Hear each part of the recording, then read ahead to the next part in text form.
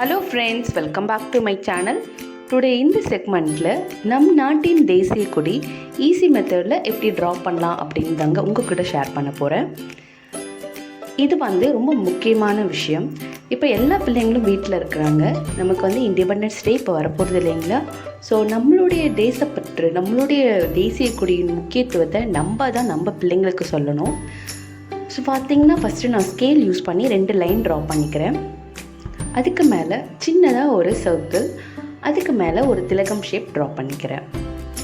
Flag போர்ஷனை இப்போ பார்க்கலாங்க. டீச்சர்ஸ்லாம் போடுவாங்க இல்லைங்களா, டிக்கு கரெக்ஷன் பண்ணும்போது அந்த டிக்கை யூஸ் பண்ணி தான் நான் 3 டிக்கு கண்டினியூவாக ட்ரா பண்ணிக்கிறேன்.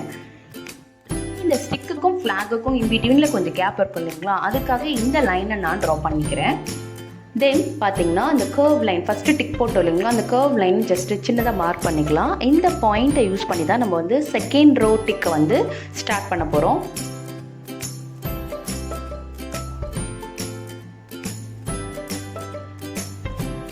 இப்போது இந்த மாதிரி ஸ்ட்ரெயிட் லைன் போட்டிங்க அப்படின்னா உங்களுக்கு ஓரளவு ஐடியா கிடைக்கும். நம்மளுடைய ஃப்ளாக் ஸ்கையில் பறக்கிற மாதிரி ட்ரா பண்ணுறோம். சரிங்களா? இதே மெத்தடை யூஸ் பண்ணி நம்ம ஃபுல்லாக ட்ரா பண்ணி முடிச்சிடலாம். ஒரு சில பேருக்கு நான் சின்ன குழந்தைகளுக்கு சொல்கிறேன்.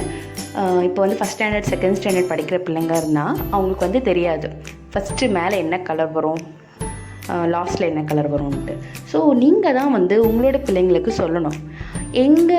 நான் சின்ன வயசில் இருக்கும்போது என்னோடய டீச்சர் எப்படி சொன்னாங்க அப்படின்னு பார்த்தீங்கன்னா, ஒரு சின்ன சின்ன எக்ஸாம்பிளோட லிங்க் பண்ணிக்கிட்டாங்க. அதுதான் உங்கள்கிட்ட இப்போ நான் ஷேர் பண்ண விரும்புகிறேன்.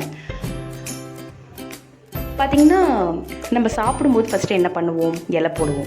அதுக்கு மேலே ரைஸ் ஒயிட் கலர், அதுக்கு மேலே குழம்பு, அது little bit orange colour. So இந்த மாதிரி இன்னொரு விஷயத்தோட லிங்க் பண்ணிங்க அப்படின்னா ஈஸியாக இந்த கலர் பிள்ளைங்களால் ஐடென்டிஃபை பண்ண முடியும். சரிங்களா?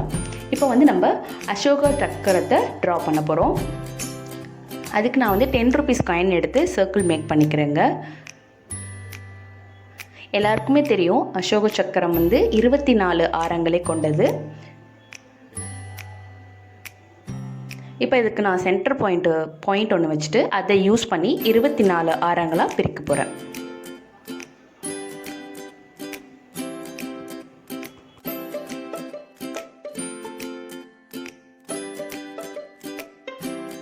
இப்போ அசோக சக்கரா கம்ப்ளீட் ஆகிடுச்சு. எண்டில் இந்த மாதிரி சின்ன சின்ன வளைவுகளை வரைஞ்சிக்கலாங்க.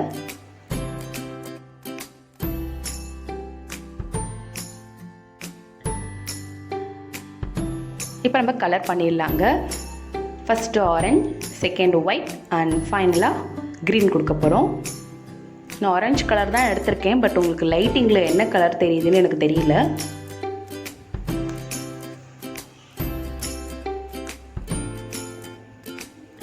ஆரஞ்சு கம்ப்ளீட் பண்ணக்கப்புறமா அசோக சக்கரத்துக்கு பார்த்திங்கன்னா நான் ப்ளூ கலர் ஜெல் பென் வச்சு தாங்க அவுட்லைன் கொடுத்துருக்கேன். பென் யூஸ் பண்ணி பண்ணுறதுனால உங்களுக்கு ஆரங்கள் ஈக்குவலாக கிடைக்கிது. க்ரீனையும் கம்ப்ளீட் பண்ணிட்டோன்னா நம்மளோட ஃப்ளாக் ரெடி.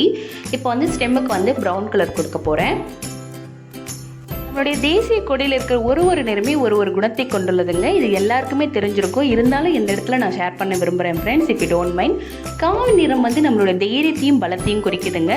வெண்மை நிறம் பார்த்திங்கன்னா அமைதி மற்றும் உண்மையை குறிக்குது. பச்சை நிறம் நம்ம நாட்டின் பசுமை மற்றும் செல்வ செழிப்பை குறிக்குது. அசோக சக்கரம் நீல கலரில் இருக்கிறது பார்த்தீங்கன்னா மேகம் மற்றும் கடலை குறிக்கிறதுக்காக அது நீல கலரில் இருக்குது.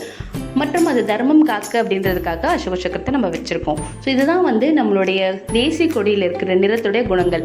இது எல்லாமே நீங்கள் உங்களோட குழந்தைக்கு நீங்கள் தாங்க எடுத்து சொல்லணும். என்னதான் அவங்க ஆன்லைன் கிளாஸில் பிஸியாக இருந்தாலும், நீங்கள் உங்களோட ஒர்க் பிஸியில் இருந்தாலும், தயவு செஞ்சு நீங்கள் இந்த ஆகஸ்ட் மாதத்துலையாவது இந்த 15th வரத்துக்குள்ளே உட்காந்து உங்களோட பிள்ளைங்களுக்கு எடுத்து சொல்லுங்கள். நம்மளுடைய நாட்டுப்பற்றை நம்ம தான் நம்மளுடைய பிள்ளைங்களுக்கு இந்த சுச்சுவேஷனில் நீங்கள் கொடுத்தாகணும்.